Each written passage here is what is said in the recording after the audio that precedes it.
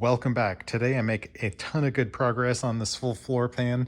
If you're doing this yourself and you're looking for how-to steps, you're about 3 steps in. You can go back and look at the other videos on how I prepped everything and got all my surfaces ready. All right, let's get at it.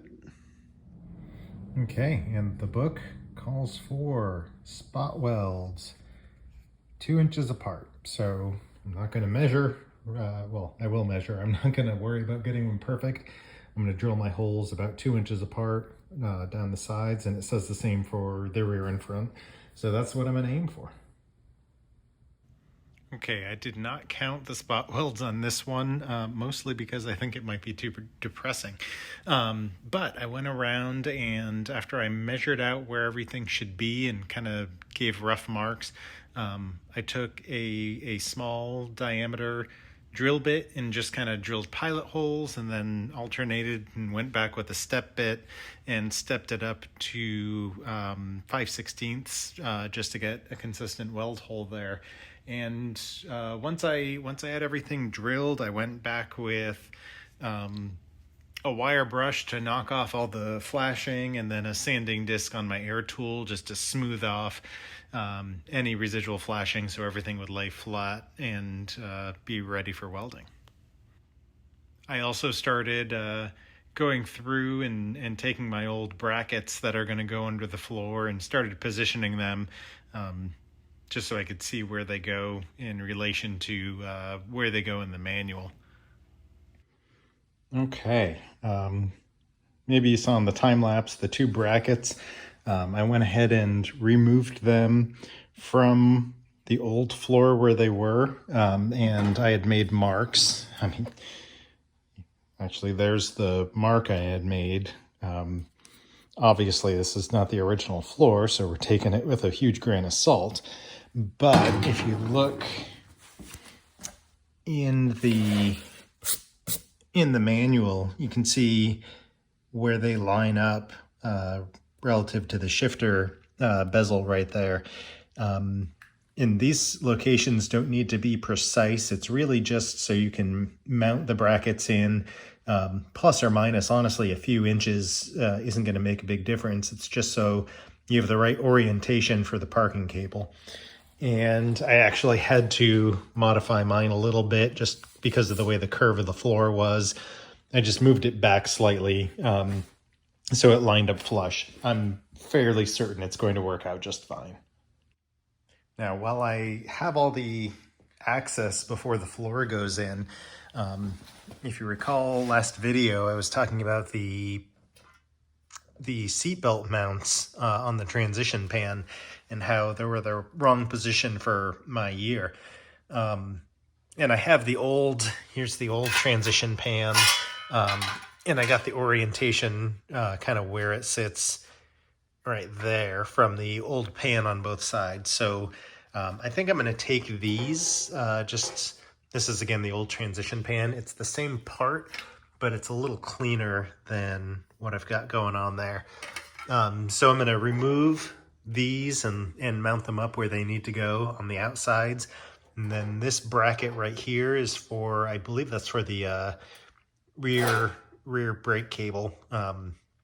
Your brake line, the flexible hose attaches here to the hard line. So I'm going to remove this, and while I have the easy access, see if I can mount up these seatbelt mounts and that bracket there as well. Well, how about that? It is in place the final time. And hey, luckily enough, the weld holes seem to line up with the cross member and floor supports underneath. So bonus. I got my seatbelt mounts attached there along with the brake cable bracket that goes on the other side. I figured once this floor is in, it's going to be a heck of a lot harder to do. So I'm going to go around. I'm probably going to put something through these holes to clamp it to make sure we sit up against the floor supports there. Just start pressing things down in place, get some clamps in some strategic spots and some self-tapping screws, and make sure that everything is laying flush where it is. and hopefully today get a good chunk of the welds in. That is my goal, and I'm sticking to it. Pressing forward. Okay, starting at the back. After I kind of got everything positioned in place and mostly held in place where it needs to be, I started with some self-tapping screws, just kind of at some critical points, and I got the very back edge secured where it needs to be. You can see a couple of clamps here to move things where I need them. Clamp along the edge here to get to the rocker panel, and then the big challenge that I'm facing right now is this front transmission tunnel. So it's kind of not meeting up yet. I've got maybe a 1/4 inch, and then it widens out, and then it comes back to touching.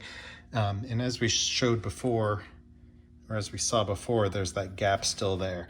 So really, this just needs to reshape to lie flat, and that's going to spread it out. And I've kind of shown that by putting some body weight on it. But what's going to need to happen is I'm going to have to probably reshape that and kind of use a hammer just to go around that curve. The other thing that I've done is I've got a couple of large bolts going through, just holding, it's not all the way pushed down, but holding the floor to the floor support. And I've got a large plate underneath, so it's not like I'm gonna pull through that hole. And I'm not cranking down on this. I'm just kind of pushing down and tightening just so it gets enough even pressure down. Nice little piece of scrap wood to apply some even pressure there. One thing I am gonna do, I don't recall this surface being at such an angle, but I am gonna drop in the seat risers just to make sure that things are looking okay and I don't have a weird floor issue going on. I'm also going to measure and clamp before I start welding anything, just to make sure that we're at a consistent height along the edge on both sides.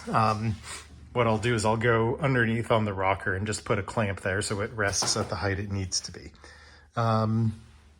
Gosh, what else? Oh yeah, one thing that I don't know that I'll be able to do anything with. So you can see we're up against the wheel housing there, so pretty happy with that. This is all lying flush. However, well, that clearly isn't gonna fly. We've got a good 3/8, half an inch, depending on which part of the bend you're looking at. Yeah, I think what I'm going to need to do with this, I'm not taking this back out. It's in, it's not coming back out. So I think what I'm going to do once everything is in place and welded elsewhere, I'll probably just cut along here and then just make an L, or use an L from another piece of metal and just weld down to this and then weld to the side. It's too big of a gap to put, filler or anything in between, kind of like what they did before. I don't want to do that. So I'm just going to make a little bracket and just weld it up enough so that I can put seam sealer in afterwards. And it's about the same gap on the other side over there. So at least it's consistent. So that's something. Yeah, other than that, everything is to a point where it's going to kind of push down and a little bit of hammering here and there to get it to conform to all these curves. So I am pretty happy, ton of progress. I'm just gonna keep working it.